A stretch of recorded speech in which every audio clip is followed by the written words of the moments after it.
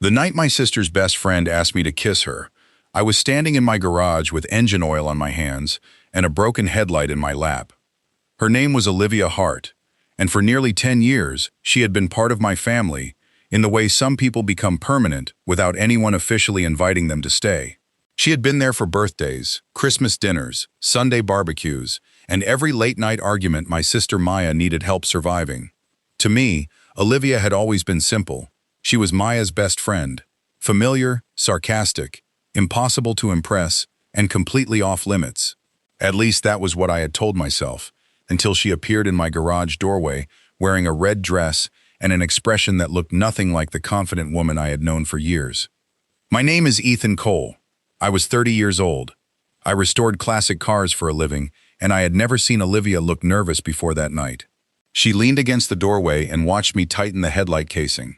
"You always work this late?" she asked. "Only when people interrupt me during normal hours." "That sounds like a yes. That sounds like you need something." She smiled, but it did not reach her eyes. "Maybe." I set the wrench down and wiped my hands on a rag. "What happened? Why does something have to happen?"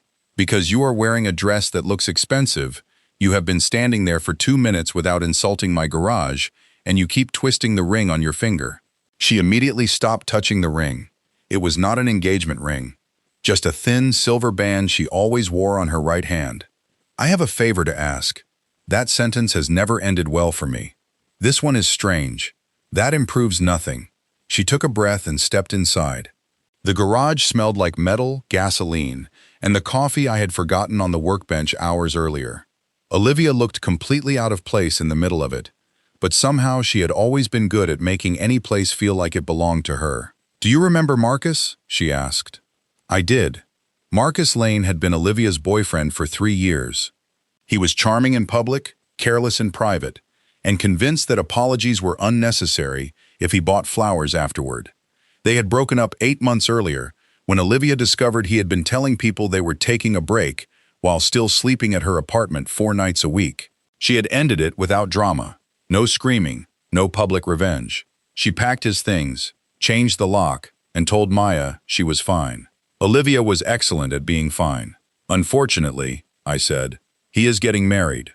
I looked at her. "Already? Next Saturday." "That sounds like his problem." "He invited me."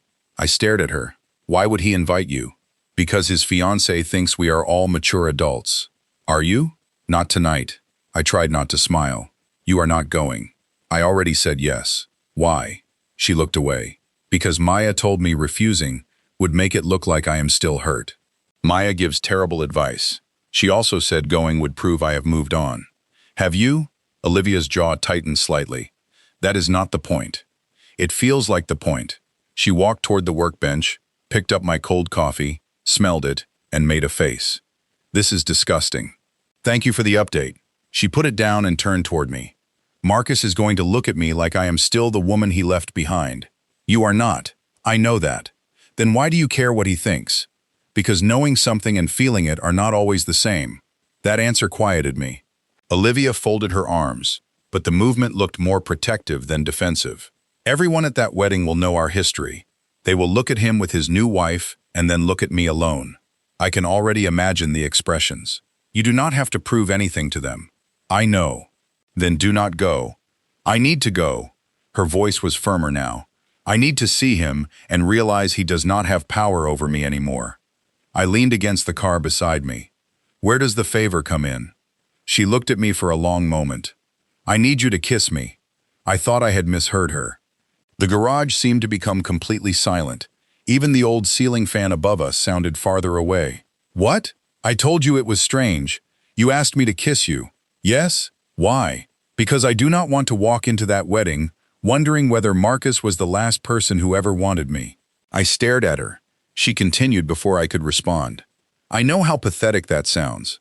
It does not sound pathetic. It sounds a little pathetic. It sounds like you are letting him decide what you think you are worth. That is exactly what I am trying to stop." She stepped closer. "I do not want a date. I do not want you to pretend to be my boyfriend. I do not want a dramatic rescue. I just want one honest kiss from someone I trust." My pulse changed. "Why me?" "Because you will not laugh at me." "I might. You have not yet." I am still processing. She looked down at the floor. Forget it. Olivia, this was a bad idea. Probably. She turned toward the door. I said forget it. I reached out and caught her hand before she could leave. She stopped. Her fingers were cold despite the warm garage. I did not say no, I said. She looked back at me slowly. You also did not say yes. I am trying to understand the rules. There are no rules. That is usually when rules are needed most. A small smile appeared on her face. Fine. One kiss. It means nothing. We never mention it to Maya. We never let it make things strange. You cannot promise the last part. Neither can you. She was right. I released her hand, but neither of us moved away. 10 years of history stood between us. I remembered Olivia at 17, sitting on our kitchen counter and stealing fries from my plate. I remembered her at 22, asleep on our couch after helping Maya through a breakup. I remembered fixing the battery in her car during a thunderstorm while she held an umbrella that covered only herself. She had always been there, close enough to know, distant enough not to question. Are you sure? I asked. Her eyes lifted to mine. No, that is not reassuring. I am sure I want to stop being afraid. That was the sentence that changed everything. Not the request, not the red dress, not the fact that she stood less than a foot away from me. It was the way she said afraid. Olivia had never admitted fear easily. I placed the rag on the workbench and looked at my hands. I have oil on me. I noticed. This is not exactly romantic. I did not ask for romantic. What did you ask for? She held my gaze. Real. My heart was beating too hard for a favor. I lifted one hand and touched the side of her face, giving her enough time to step back. She did not. Her breath caught when my thumb rested near her cheek. Once, I said. Once, she agreed. Then I kissed her. It was supposed to be brief, controlled. Something simple we could both place in a locked box and never open again. It lasted only a few seconds, but nothing about it felt simple. Olivia's hand closed around the front of my shirt. My other hand found her waist. The distance between 10 years of friendship and something else disappeared so quickly that it frightened me. When we pulled apart, she stayed close. Her eyes were open, but unfocused, like she had forgotten where she was. That was a mistake, she whispered. Probably. You agree too quickly. I am trying not to lie. She released my shirt slowly. That did not feel like a favor. No. Did you know it would feel like that? No. That was almost true. I had never imagined kissing Olivia clearly enough to predict it, but some part of me had recognized her the moment she touched me. Like the feeling had existed before the thought. She stepped back and folded her arms again. This time I knew she was protecting herself from me. We should forget this happened. That was the rule. Good. Good. Neither of us sounded convinced. She turned toward the door. I should go. Do you want me to drive you? I came in my own car. I know. Then why would you drive me? Because you look like you forgot how roads work. She laughed once, softly. I am fine. There was that word again. Fine. She reached the doorway, then stopped without turning around. Ethan? Yeah? Thank you. I should have said you are welcome. Instead, I said, do not thank me for something we are pretending never happened. She looked over her shoulder. That sounds reasonable. It is not. No, she said quietly. It is not. Then she left. I stood in the garage for several minutes after her car disappeared, staring at the broken headlight in my lap, as if it had personally caused the problem. The next morning, Maya called me while I was opening the shop. What did you do to Olivia? She asked. I nearly dropped my keys. What are you talking about? She came home last night acting strange. Maybe she had a bad night. She was wearing a red dress and smiling at the refrigerator. That sounds serious. Ethan. Maya. Did she come to see you? I considered lying. She stopped by. Why? She wanted advice. From you? I give excellent advice. You once told me to solve a relationship problem by turning my phone off for 3 days. It worked. He broke up with me. Problem solved. Maya sighed. What advice did Olivia need? You should ask her. I did. She told me nothing happened. Then nothing happened. There was a pause. You are both terrible liars. She hung up before I could answer. For the next week, Olivia and I avoided each other with the kind of precision that required constant attention. She did not come by my apartment. She did not send me photos of terrible parking jobs like she usually did. She did not call when Maya invited both of us to dinner. I told myself the distance was useful. It gave us time to return to normal. The problem was that normal had become difficult to remember. Every quiet moment brought the kiss back. The pressure of her hand on my shirt, the surprise in her eyes. The way she had asked for real and then looked terrified when she got it. On Wednesday, she sent me one message. "We are okay, right?" I stared at the screen for nearly a minute before replying. "Of course," she responded with a thumbs up. I had never hated a thumbs up more. The wedding was on Saturday evening. I knew because Maya had spent the entire week helping Olivia choose what to wear. I also knew because I had checked the time every hour since noon, despite having no reason to care. At 6:30, Maya sent me a picture. Olivia stood beside her outside the venue, wearing a dark blue dress. Her hair was pinned back and she was smiling at the camera. The message below the picture said, "She looks amazing, right?" I typed, "Yes," then deleted it. I typed, "Tell her good luck," then deleted that too. Finally, I sent, "Make sure she eats." Maya responded, "You are weird." She was right. I stayed at the shop long after closing, pretending to organize tools. At 8, I rebuilt part of an engine that did not need rebuilding.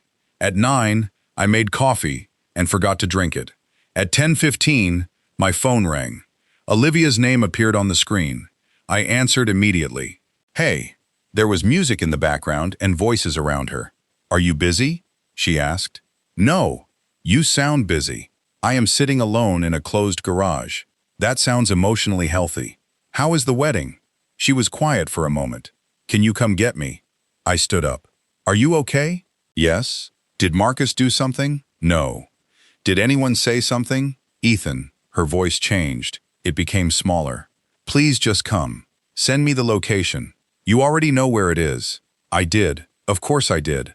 "I am leaving now." The venue was 40 minutes away. I made it in 32. Olivia was waiting near the entrance under a row of white lights, holding her shoes in one hand. The wedding continued behind her, music spilling through the open doors. She looked beautiful and exhausted. When she saw my truck, her shoulders lowered like she had been holding them tight all night. I got out. "What happened?" "Nothing. You called me from a wedding and asked me to drive 40 minutes. Something happened." She looked toward the building. "Marcus gave a speech." "About what?" "His wife. Their relationship. How she taught him what real love felt like." I felt anger rise in my chest. "He said that in front of you?" "He was not speaking to me. He knew you were there." "Maybe." She crossed her arms against the cold. Then everyone clapped, and I realized I had spent the whole week preparing myself to prove I did not care. But I did care. Not because I wanted him back. "Then why?" Her eyes met mine. "Because when he talked about real love, I did not think about him. I did not breathe." She continued. "I thought about your garage. Olivia. I thought about that kiss all night." Her voice shook. "During the ceremony. During dinner. While he danced with his wife. I kept thinking about the one thing we agreed to forget." She stepped closer. "And I need to know whether I imagined what happened between us." "You did not. Then why have you avoided me?" "Because you asked me to. I asked you not to make it strange. It was already strange." "That is not an answer." I looked at her standing under those lights with her shoes in her hand and fear in her face. The same woman who had walked into my garage asking for one harmless kiss had no idea how completely she had changed the shape of my week. And I knew that was not part of the deal. Her lips parted, but she did not speak. "I wanted to call you every night," I continued. "I wanted to ask whether you were thinking about it too. I wanted to tell you that 10 years suddenly feels like a long time to stand beside someone without admitting you notice her." Her eyes filled with tears. "You noticed me?" "Olivia, I think I noticed you years ago. I just got very good at pretending I did not." She laughed once, but it broke in the middle. "That is unfair." "Why?" "Because I came here prepared to feel stupid." "You are not stupid." "I asked my best friend's brother to kiss me because I was afraid of an ex-boyfriend's wedding. And I said yes, because some part of me had been waiting for you to ask." She stared at me. The music behind her changed to another slow song. "What happens now?" she asked. I stepped closer. "That depends. On what?" "Whether you still want this to mean nothing." She looked down at the space between us. "I do not think it ever meant nothing." Then she lifted her eyes. I think that is what scared me. Olivia looked at me for a long second, then shook her head slowly.